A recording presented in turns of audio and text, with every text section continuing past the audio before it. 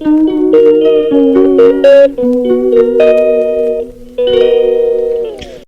Guys, welcome back to my channel pile world. কেমন আছেন সবাই? আশা করি সবাই সুস্থ আছেন, ভালো আছেন। সকাল সকাল ঝাড়ু হাতে দিয়েই সকালটা শুরু হয়েছে। সকালের পাতাগুলো ঝাড় দিয়ে নিচ্ছি, কারণ সকাল সকাল ঝাড়ু হাতে না দিলে যেন কাজ শুরু হয় না। সকালে চারিদিকটা ঝাড় দিলেই কাজ শুরু হয়, ঘরের বাইরে চারিদিকটা। আমি ঘরের ভেতরটা ঝাড় দিয়ে চলে এসেছি, এবারে বাইরেটাও ঝাড় দিয়ে দিচ্ছি তাড়াতাড়ি করে। সকাল থেকে অনেক কাজ পড়ে থাকে, যতটা তাড়াতাড়ি সম্ভব করে নেওয়াটাই বেটার। তো চলুন, আমার ঝাড় দেওয়া কমপ্লিট হয়ে গেছে। এবারে আমি এই সাইডগুলো একটু বাকি আছে, এগুলো একটু ঝাড় দিয়ে দিই, কারণ অনেকটা রয়েছে, পাতা অনেকখানি পড়েছে। তাই কিছু পাতা এইভাবে পুড়িয়ে নিই, কারণ পাতা প্রত্যেক দিনই এত গাছ থাকার কারণে প্রচুর পরিমাণে পাতা পড়ে। আর পাতা পড়লে সেই পাতাগুলো রেখে দিলে চারিদিক ছড়িয়ে নোংরা তৈরি হয়। তো সেই জন্য যতটা পারা যায় যতটুকু ঝাড় দিয়ে দিই, সেই পাতাগুলো সাথে সাথে পুড়িয়ে নিই। পুড়িয়ে নিলে সমস্ত জায়গাটা পরিষ্কার থাকে, আর এই পাতাগুলো, শুকনো পাতাগুলো ওড়েও না, কোনো রকম আর সমস্যা হলো না। সেই জন্য সাথে সাথে ঝাঁটিয়ে নিয়ে পাতাগুলো এইভাবে জ্বালিয়ে দিলাম, পাতাগুলো পুড়ে যাবে। এই হচ্ছে সকালের রুটিন। আমাদের মধ্যবিত্ত বাড়িতে কিন্তু সকালটা শুরু হয় ঝাড়ু হাতে দিয়ে। আমার তো তাই হয়, সকালে ঘুম থেকে উঠে একটুখানি ফ্রেশ হয়ে নিয়ে তারপরে শুরু হয় ঝাড় দেওয়া, কারণ সকালের শুরুটাই হচ্ছে ঝাঁটা নিয়ে। প্রথমে ঝাড় দিয়ে চারিদিকটা ঘরে বাইরে পরিষ্কার করে নিলে মনে হয় যে হ্যাঁ, এবার কাজ করতে সুবিধা হবে। আমারও ঝাড় দেওয়া কমপ্লিট। বাগানটা কত সুন্দর লাগছে না, একদম পরিষ্কার লাগছে। আবার একদিন পর দেখা যায় যে একদিনের মধ্যে পাতা পড়ে পুরো বাগান ভরে গেছে। প্রচুর পরিমাণে গাছ থাকার কারণে বাগান এরকম ভরে যায়। বেরিয়েছিলাম একটা কাজে, ওখানে কুল গাছটা দেখে ভীষণ লোভ হচ্ছিল, অনেক চেষ্টা করে একটা কুলও বাড়তে পারলাম না। অনেকগুলো কুল পেকেও গেছে। বহু বছর হয়ে গেছে আমি কুল খাইনি, তাই কুল খাওয়ার ইচ্ছেটা হয়েছিল অনেকখানি। তো চলুন এবারে যাই, একটুখানি কাজ আছে। অনেক দিন ধরেই দোকানঘর খুঁজে বেড়াচ্ছি, কারণ আমাকে নিজেকে দাঁড়াতে হবে, নিজের একটা ইনকাম সোর্স বার করতে হবে। খুঁজে তো বেড়াচ্ছি অনেকখানি দোকান, কিন্তু পাচ্ছি না। কখনো কখনো এমন দোকানগুলো পাচ্ছি যেগুলো এত বেশি স্যালামি বা এত বেশি টাকা চেয়ে বসছে, যেগুলো হয়তো আমার সামর্থ্যের বাইরে। তো সেই জন্য আমাকে রেগুলারই প্রায় এভাবেই ঘুরে বেড়াতে হয়। কখনো টোটোতে, যখন হাঁটতে পারি না টোটো করে নিই, যখন হাঁটতে পারি যতটা পারি ততটা হেঁটে হেঁটে ঘুরে বেড়াই। আমার স্নান টান কমপ্লিট হয়ে গেছে। সকালবেলায় স্নান করে নিয়েছি, প্রচুর ঠান্ডা। স্নান করার সাথে সাথে সোয়েটার পরতে ইচ্ছা করে না, সারাদিনই সোয়েটার পরে থাকি। প্রচুর পরিমাণে না র্যাশেস বেরোচ্ছে আমার স্কিনের মধ্যে। তো এটা নিয়ে অনেক দিন ধরে খুব কষ্ট পাচ্ছি। হাতে দেখা যাচ্ছে না সেভাবে, এইখানটাতে একটু স্পটটা দেখা যাচ্ছে, এই জায়গাটাতে এরকম অনেকখানি হচ্ছে, জানি না কেন। আমি এমনিতে বেগুন টেগুন এইসব যেগুলোতে অ্যালার্জি বেশি হয় সেগুলো খাই না, তারপরেও প্রবলেম হচ্ছে, স্কিন রিলেটেড প্রবলেম। তো যাই হোক, এখন ওখানে অনেক কাজ পড়ে রয়েছে। চলো একটু একটু করে সমস্ত কিছু গুছিয়ে নিই। শীতের জামা কাপড়গুলো বার করেছিলাম, তাতে মনে পড়লো, দেখো এটা কত যে পুরনো সোয়েটার। মানে এটা আমার স্কুল লাইফের সোয়েটার।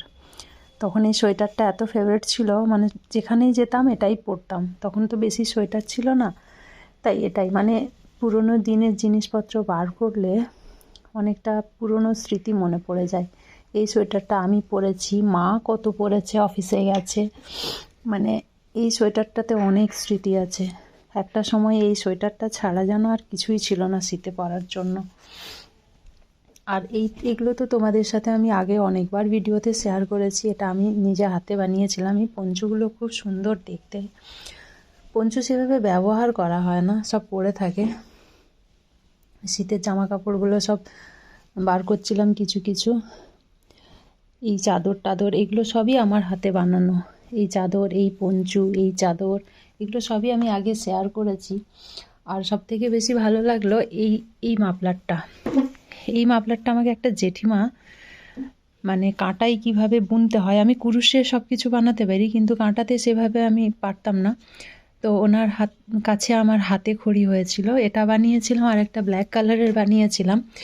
ওটা একজন মায়ের অফিস কলিগকে দিয়েছি। উনি আজ বহু বছর হয়ে গেল, প্রায় 8-10 বছর উনি ব্যবহার করছেন। প্রত্যেকবারই শীতেই বার করেন। মাফলারটা খুব সুন্দর আছে, আর আমার নতুনই রয়ে গেছে, আমার সেভাবে ব্যবহার করা হয়নি। তো মাফলারটা দেখতে খুবই সুন্দর, আর যেহেতু পুরো উলের, গরমও হবে অনেকখানি, তাই এবছর ভাবলাম যে একটু ইউজ করব, বার করলাম। আর এটা কুরুশে মানে কুরুশে বানিয়েছিলাম।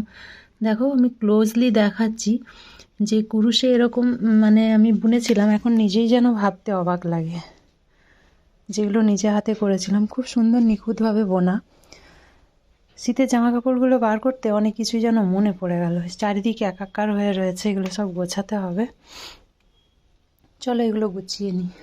বাজে দুপুর 2টো। এখন এগুলো আমাকে কাটাকাটি করে রান্নাবান্নাটা করতে হবে, কারণ এখন আমাকে অনেকখানি খিদে পেয়ে গেছে। তো এখন আমি রান্না করব একটু বাঁধাকপি। প্রথমে বাঁধাকপিটা কেটে নেব, আর এই গাজর টাজরগুলো সব পরের দিনের জন্য কেটে রাখবো। আগে বাঁধাকপি সবজিটা বসিয়ে দিই, তারপর সমস্ত রকম সবজিগুলো কেটে নিয়ে আমি ফ্রিজে ভরে রেখে দেবো। তাতে আমার অনেকটা কাজও এগিয়ে যাবে, সাথে হয় কি সবজির যে খোসাগুলো সেগুলো বাইরে ফেলে দিতে পারি, ঘরটাও নোংরা হয় না। একটুখানি সময় থাকলে যতটা তাড়াহুড়ো করে করা যায় ততটাই ভালো। লাইটটা অফ ছিল তাই লাইটটা জ্বালিয়ে নিলাম। তো চলুন।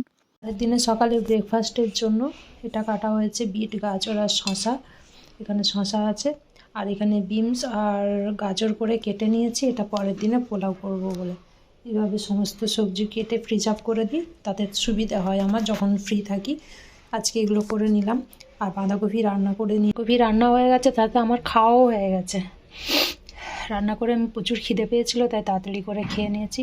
রান্না করার সময় যখন পেঁয়াজ নিয়েছিলাম তখন পেঁয়াজের ঝুড়িটা পরিষ্কার করতে গিয়ে অনেকটা খোসা বেরিয়েছিল, সেটাকে আমি এভাবে জলের বোতলে ভরে রেখে দিয়েছিলাম। পেঁয়াজের খোসাগুলো এইভাবে জলের বোতলে ভরে রেখে দিলে 2 থেকে 3 দিন রেখে দেওয়ার পরে সেই জলটা যে তৈরি হয় এটা কিন্তু গাছের জন্য ভীষণ উপকার। আমি কিন্তু প্রায় সময় এরকম গাছের মধ্যে দিই। 2-3 দিন ধরে পেঁয়াজের খোসাগুলোকে জলের মধ্যে রেখে দিই। রেখে দেওয়ার পরে এইভাবে স্প্রে করে পুরো গাছের মধ্যে দিয়ে দিই, বা গাছের গোড়াতেও ঢেলে দেওয়া যায়। তাতে গাছের মধ্যে ফাঙ্গাস প্রবলেমগুলো হয় না, আর গাছ অনেকটা সুস্থ থাকে, স্বাভাবিক থাকে। মানে বাইরের কোনো ওষুধ দেওয়ার প্রয়োজন হয় না, গাছের জন্য এটা ভীষণ ভালো। আমি এটা গাছের মধ্যে দিই, আমার ভীষণ ভালো লাগে। আপনারা চাইলেও এটা ইউজ করতে পারেন। যদি চান তাহলে 3 দিন মতো জলের মধ্যে ভিজিয়ে রেখে পেঁয়াজের খোসাগুলো বাদ দিয়ে জলটাকে গাছের গোড়াতেও ঢেলে দিতে পারেন, বা এভাবে স্প্রে করেও গাছের ওপরে দিতে পারেন। যে কোনো গাছের জন্য ভীষণ উপকার।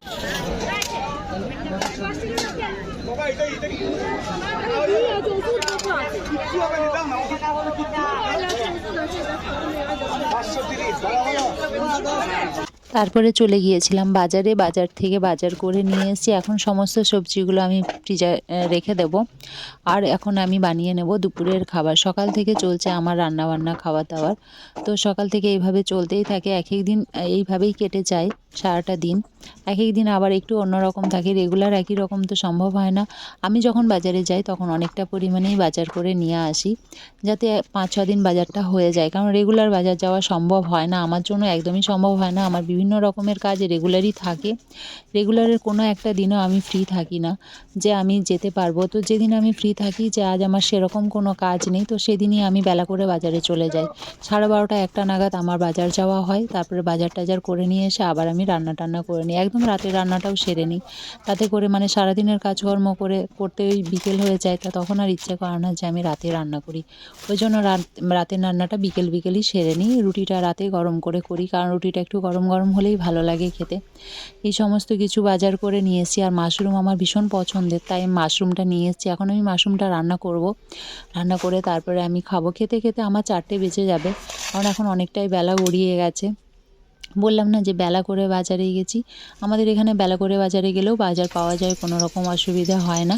তো এখানে ক্যাপসিকাম, গাজর আর আলু করে কেটে নিয়েছি, এটা একটু ভাজা ভাজা করব। আর এই যে এখানে মাশরুমটা নিয়ে নিয়েছি, মাশরুমটা রান্না করব। আমি একটু মাছ রান্না করে রেখেছিলাম, সেটা শেয়ার করতে ভুলে গিয়েছিলাম সকালে।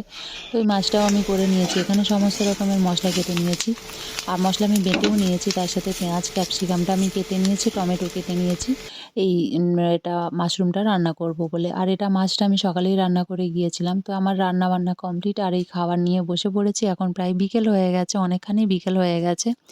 আর এই তার সাথে সাথে এই মাঝখানে সবজিটাও কেটে নিয়েছিলাম আচার বানাবো বলে। এই আচারটা খেতে ভীষণ ভালো লাগে, মিক্সড আচার। বিট, গাজর, পেঁয়াজ, কাঁচা লঙ্কা আর রসুন দিয়ে আমি এটা করি। এটা খেতে খুবই টেস্টি হয়, আপনারা চাইলে এটা করতেই পারেন। সমস্ত রকমের সবজি দিয়েছি আমি, আর আমি দেবো অল্প পরিমাণে লবণ। আর পুরোটাই আমি ভিনিগার ফিল আপ করবো, মানে 50% ভিনিগার থাকবে আর 50% লেবুর রস থাকবে। আমার কাছে এই মুহূর্তে লেবুটা আমি ভুলে গেছি দিতে, কারণ এত তাড়াহুড়ো করে সকাল থেকে কাজ করার ফলে আমার আর মনে ছিল না সত্যি কথা বলতে।